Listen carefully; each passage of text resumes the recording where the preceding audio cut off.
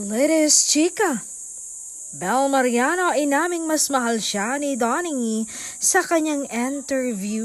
Nang tinanong kasi sila kung nag-aaway ba sila ng kanyang nobyong si Donnie. Sabi niya, to be honest, we actually don't fight a lot.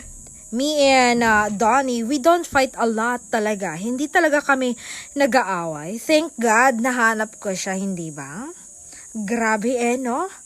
Ang haba talaga ng hair ni Belle kasi pag love ka kasi ng lalaki, sabi niya, do I fight back with her or do I lose her or do I just shut up? They just shut up because they love you so much, but it doesn't always mean that you are always right, but they just love you more.